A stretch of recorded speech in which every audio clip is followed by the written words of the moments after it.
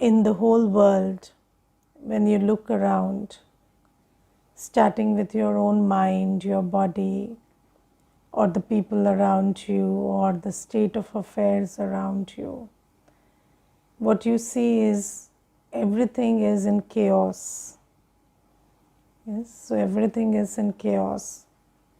And when you see something in chaos, you want to help it, whether it is your own body, whether it is someone around you, whether it is your own relationships, or things that are happening regarding business or anything else, or your job or your children. So you want to help them. And we have been trying to help ourselves and help others through various methods which had been suggested by humans for very long. And I remember there was this one brother, he came some days back and he was sharing with me. I asked him, how did you come to Gyan? So he said that my wife left the body. So when she left the body, at that time I was very heartbroken. I was almost into depression because I have been this careless person all my life, and my wife is the one who has taken care of me. But when I was very lost and heartbroken and almost slipping into depression, I didn't know what to do. And everybody who was around gave me, sympathy. So they cried with me. They always said that, whatever happened, happened, and now you have to move on. And everybody would come and they would cry with me and I would cry with them. And after a point of time, I was very tired of this crying and crying and crying. And nothing was helping me. And then I went to the center, and then I understood the true nature of things. So he said that I understood that, the one I'm calling my wife is just a soul. And we are playing predestined parts. And when somebody's part is over, they have to take on another part. And I also understood that, this whatever I'm doing right now, that is, I'm feeling sorrowful, I'm feeling sad, that is like obstructing that soul who helped me so much in this journey to move ahead into her journey further. And I understood that I'm being such a selfish person that I am stopping that soul from progressing, whereas that soul always helped me in this journey.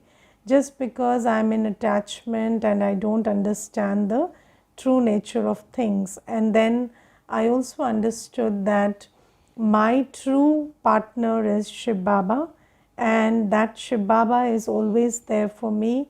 We have an eternal relationships.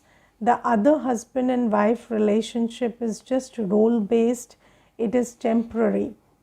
And then I started remembering Shiv Baba and being a Karma Yogi, and my life took a different turn. So you see that whatever humans are doing in terms of in times of chaos and sorrow, and how they are trying to help us, is not working anymore, because no human being has any power. So you see that even if some human beings comes and cries with you, they cannot give you any energy or power, because that spiritual being himself is powerless.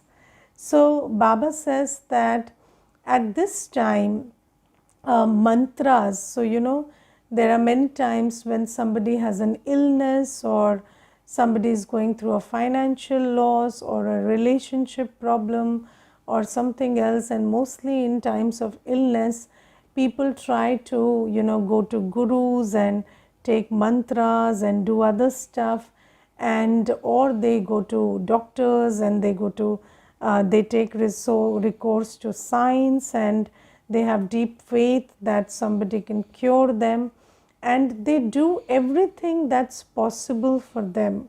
But still, you see, doctors are failing, scientists are failing, and even the people who are giving mantras are failing, because despite everything, this whole world is going through a disintegrating force. And that disintegrating force is making sure that things are gradually collapsing. All the things that we thought are very that we took for granted, we thought that life or relationships or a certain amount of money or certain favorable situations will always be there, everything is being challenged these days. And Baba tells us that it is supposed to be like this. And Baba says that you have to understand the spiritual truth about everything that you see physically. So Baba says, if you keep seeing the body and you keep seeing the age of the body, or you keep seeing the physical appearance of the body, then you cannot understand why this body is diseased. So these days little children, like exactly when they are born, little children have diseases, physical ailments which are very intense in nature. And when you look at those illnesses, it makes you wonder, why is this little child having this illness? And the thing is, we don't understand that it's not a body that you are interacting with, or the person you are talking to or talking about is not a body. That's a soul in a body. And that soul is not young, that soul is not born today. That soul has had a long journey. And until you understand that this soul has had a long journey, and in that journey there is a lot of burden of sin which every soul is carrying. It's not just one soul who has a physical ailment or something. You see, every soul on earth is right now carrying a huge burden of sin with them, because since Copper Age, the souls who came from the Golden Age, they also started committing sin under the influence of vices from Copper Age onwards. And other souls also who came after the Copper Age, they have been committing sins. So that burden of sin is very huge.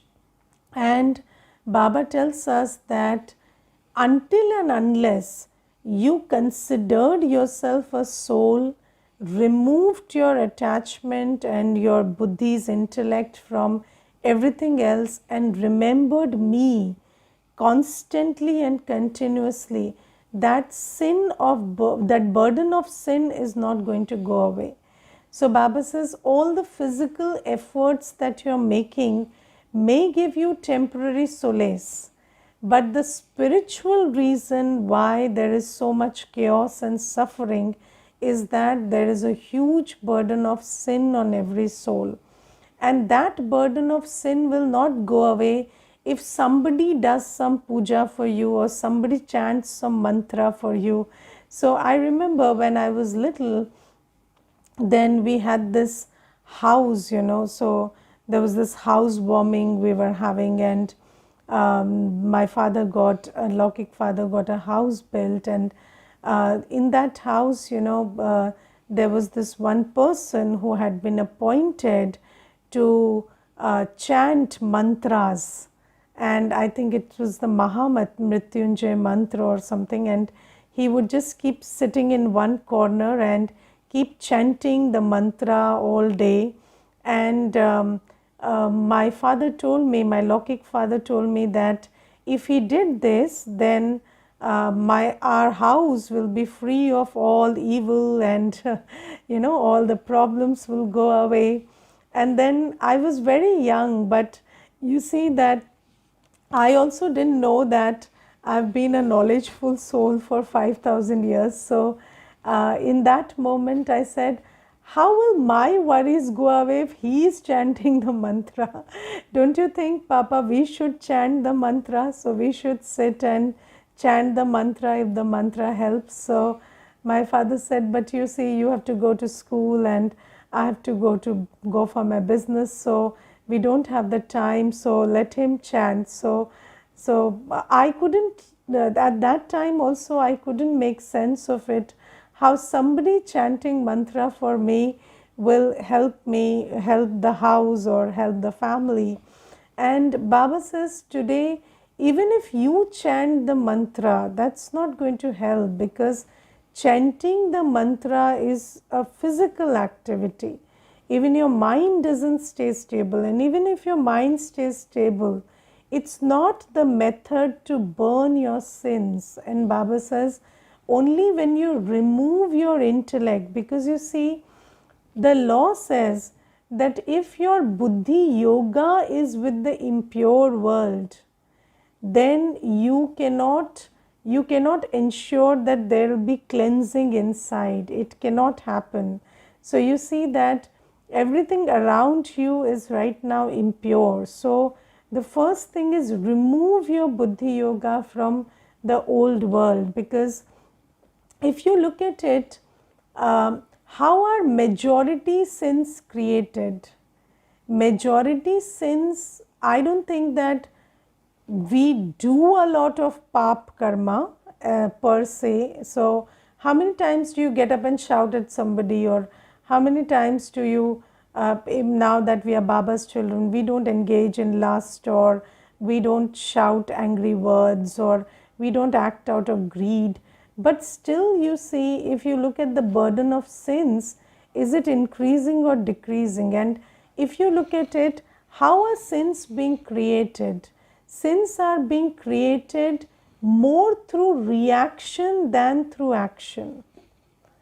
So, if you look at it, we may not be acting out of vices, but we are always reacting out of vices.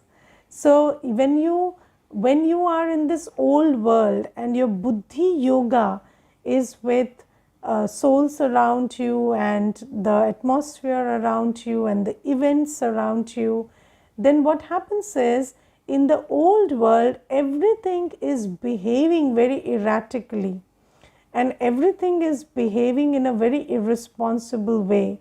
And then what happens is, you also start reacting to everything outside. You have an emotional, mental response, and sometimes also physical response. So maybe you are very sensible and you choose your words. When you really choose to speak, you choose to use very accurate words to present whatever you are wanting to say. But let's say somebody who is around you says something very illogical all the time, and then you cannot keep your buddhi yoga detached from that. And then what you're doing is, when they are speaking illogical words, either you are using, either you are labeling them that how do you talk and is this the way to talk, or you are trying to shout at them, or otherwise, or maybe your intention is to correct, but still what you're doing is you are creating sin for yourself. Or because they are being illogical, you also start being illogical in your arguments, and you also start talking in the same language they are talking. So all of this is how we are creating and increasing our burden of sin. Or if there is a difficult situation outside, maybe I am not getting angered or flustered, but I am taking a lot of sorrow and I am crying and I am in pain. Or even if I am not crying with the eyes, I am feeling a lot of hurt and pain and fear and what is going to happen now, all that inside. So all of that is creating sin for you. So this is why Baba says that in this old world, until and unless you remove your buddhi yoga from the old world, you cannot help yourself. So, do we understand that everything that is happening around me, whether it's with the body, whether it's with the work, whether it's with the relationship, everything is just a reflection of my karmic bondage. So, as is my karmic bondage, so is the world outside for me. And Baba says that until and unless you remove your buddhi yoga from that, from the situations you are in, from the body you are in, or from the general world around you, you are just amplifying that burden of sin by constantly reacting and responding negatively to whatever is happening around you. And this is how, this is why, even if we are taking recourse to science or to mantras or whatever, they are not working anymore, because the reason behind whatever is happening is spiritual. And when you try to find physical solutions to a spiritual problem, that's not going to happen. So Baba says now it is time that we start understanding that I am a soul, and my whole journey, in that whole journey, half of my journey has been spent in creating sin under the influence of vices. And now if I am still having buddhi yoga with the old world, then whether I realize it or not, I'm again adding to that burden of sin. And don't ever forget that most of your sins are being created not through action but through reaction. And if you look at it, I would say 80% is reaction. So, all the time, the way you're thinking about things that are happening, thinking about people's behaviors, that is what is increasing your sin. And then Baba says, when you remove your buddhi yoga from everything outside and you consider yourself to be a soul, stabilize yourself in your original qualities, and you remember me, then you will be able to burn that burden of sins. And Baba says that for this it is also important that you pay attention to purity, because if there is no purity, there is breach of celibacy, or there is food through which you are being influenced, impure food, then what happens is it's like filling the bucket from up and it's getting drained from down below, because there's a big leakage. So Baba says that in order that your yoga really helps, you have to pay attention to the leakage called purity. And then Baba says, along with that, if you have the aim and objective to find a good position in Satyug, then you have to pay attention to Seva also. Because if you don't create subjects, how will you become a king? So that is another thing. Now, this is something that we have to understand, and physical solutions to spiritual problems will not help anymore. And I remember, there was this one brother, and he went through a very difficult time, and in that time he used to run to temples and gurus and this and that, and even to the center he came, but he just came, offer bhog, or just give Baba, offer bhog Baba to Baba in my name or something like that. But he never took the effort to understand what Baba has to offer. So, he was just going by that. And after he made all these efforts, and he made really intense efforts, still the situation got worse and worse, and then he lost whatever he was trying to protect. And when that happened, he came and told me that I have no faith in God. So I have no faith in God, and I won't go to another temple anytime, or I think, a man is on his own and there is nothing that God can do. So I said, if you are trying to dictate how God has to help you, then of course God is not there for you. But if you are trying to, if you're just willing to give me some days, maybe 20, 21 days or something of your time, and just listen to God, just listen to what He has to tell you, then He can help you. How can somebody help you even if you're not even willing to listen to them? And if you are willing to listen to them, then they would help you. So he said, I will think about it and revert. But you see that people are so consumed with making effort in the direction that human beings have suggested, that they don't try to listen to what Shiv Baba is actually trying to tell them. And you see that you cannot just be stubborn about, I need a solution like this. No. Baba says there is a method to everything. And suppose, there is a stain on your cloth. Yes, and that stain is a really tough stain. Then you have to research how to remove it. Yes, you may put it into the washing machine 10 times, but it's not going away. But if you just put something else, maybe some kerosene or something, it would go away. And then that method has to be learned. So Baba says that those stains which are inside the soul today, they are not going to go away if you chant something or you make some dan dakshina. That's not going to go away that way. That stain is going to go away only when you remove your intellect's yoga from everything of the old world, consider yourself to be a soul, emerge your original qualities and make connection, have yoga with that ocean of knowledge, purity, peace, love and power. And Baba says if you kept doing this, then that burden of sins will reduce, and then the locks on your intellect will open.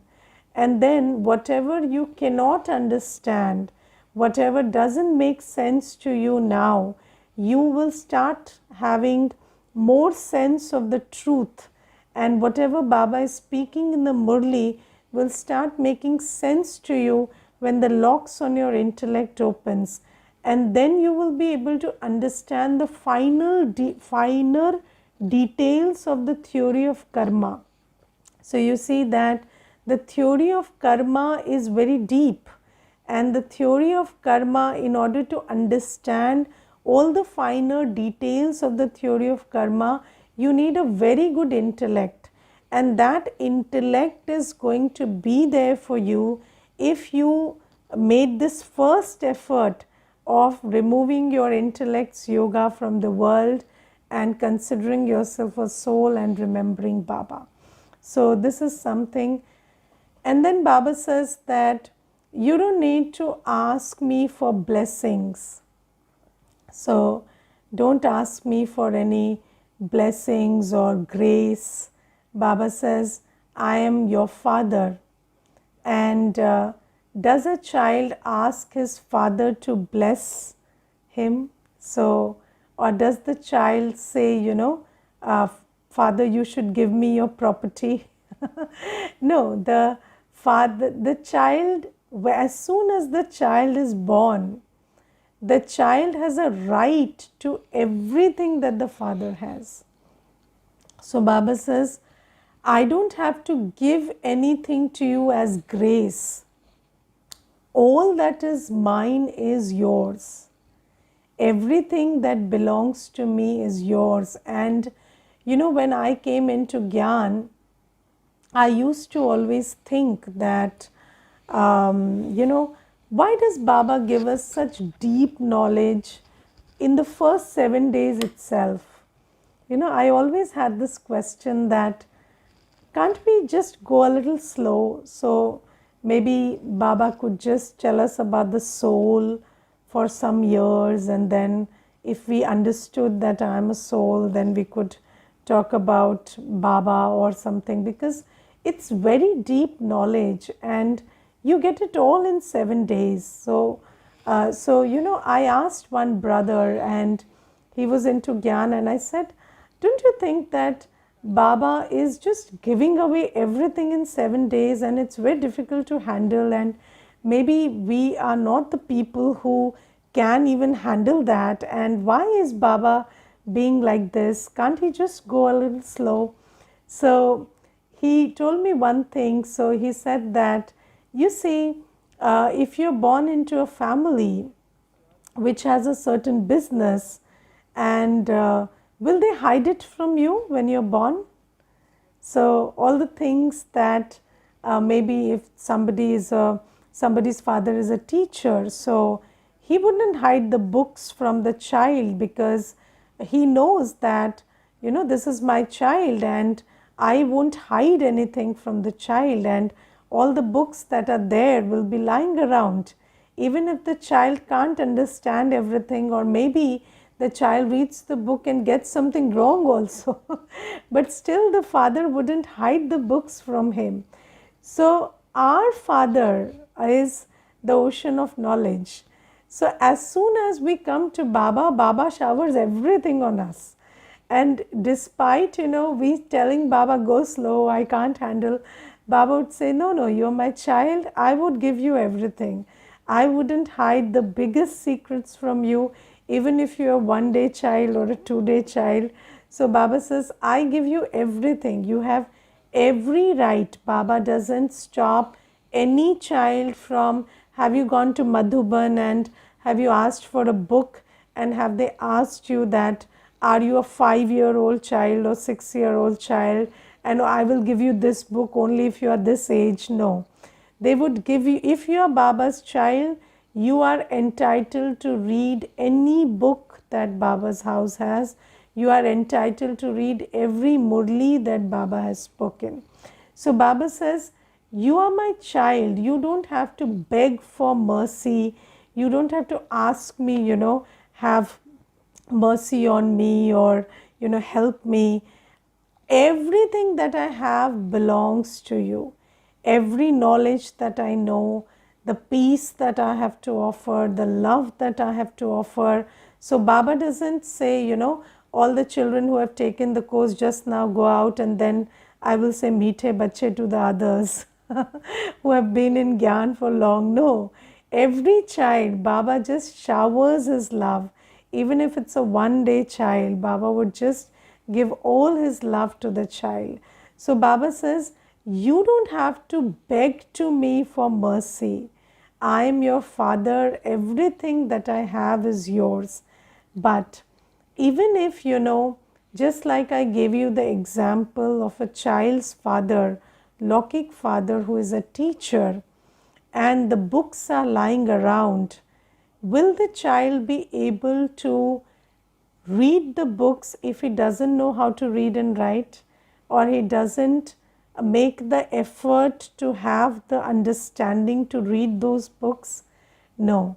So Baba says that I give you everything, but I also teach you how to become eligible to take the benefit of everything.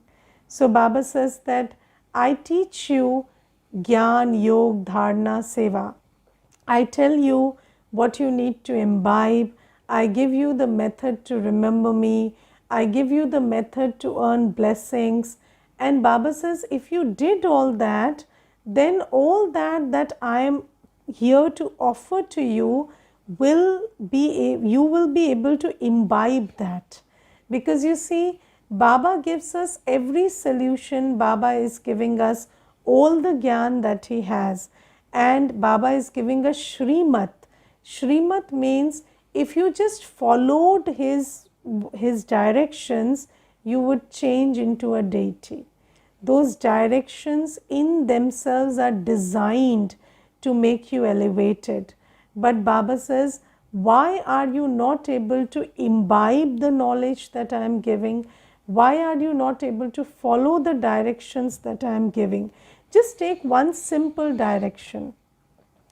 If you woke up at Amrit Vela and you considered yourself to be a soul and remembered Baba as the ocean of purity, love, peace and power, then your burden of sins will reduce. But how many children are able to really do that? Yes, so they are not able to do that. Why? Because we are not listening to the teacher. So every day Baba is teaching us, how to improve ourselves, how to imbibe whatever helps us to open the locks on our intellects and imbibe Gyan better and have the power to follow Baba's Shrimat. So Baba says, I am the teacher and I am teaching you the method to be eligible to follow Shrimat. And I am the Satguru and it is my duty to give you directions and I am giving that. So you don't need to ask for anything. I am giving you already more than enough. But Baba says, despite me giving you everything, you have to make effort to take benefit of it. And just like in a school, if you go and the teacher is teaching you everything and the student is not studying anything, looking out of the window, then can the teacher help? The teacher can't do anything. And it's very surprising that in the same class, there is a student who gets 100 and there's a student who gets 0. And sometimes it makes you wonder, how can somebody sit in a class all days of the week and get a 0? But Baba says that that's the wonder that children are doing, that I'm teaching everything, but if you don't study, you don't imbibe, then how will you help yourself? So Baba says, don't ask me to help you, I am already helping you. Help yourself by paying attention to study and imbibing whatever I am telling you to imbibe. And connected with this, Baba says another very important thing. Baba says that some children say that, when you talk to some children, they would say, I'm not able to get up in the morning, I'm not able to do Amrit Vela, I'm not able to purify my food. But Baba says, ask yourself, what is your effort in that direction? If you're not able to get up at Amrit Vela, what effort are you making to get up at Amrit Vela? And what is the effort you need to make? So, tomorrow's Amrit Vela is connected to the activities that I perform whole day today. So, if I am going into too much expansion of the mind, I am having a reaction to everything around me and I am all messed up inside, and then I go to bed in that state, how can I get up at Amrit Vela tomorrow? So Baba says, pay attention to today. So we need to learn the methods to make effort. And if you don't make any effort, you will repeat. So if you do what you have always done, you will get what you have always got. So if you don't make any new effort, how do you think that tomorrow you will suddenly start doing something new? So all day you have to pay attention to stay introverted. After 8 o'clock, start winding up. Don't engage in any discussion or no phone or nothing. Keep the phone aside. Have your food in Baba's remembrance or cook in Baba's remembrance, or whatever you're doing. Do it very quietly in Baba's remembrance, and 15-20 minutes, half an hour, just sit quietly in one swaman and remember Baba, and then go to sleep. And then how will you not get up at Amrit Vela? That is a question that we will ask you. So Baba says, if you make the right effort, you will be able to pay attention to all the 4 subjects. But if you're not paying any effort, making any effort, then how do you think that something will happen all of a sudden? Okay, so Baba says, make effort, don't ask for blessings and mercy. I'm already blessing you. My Gyan is my blessing. Okay, Om Shanti.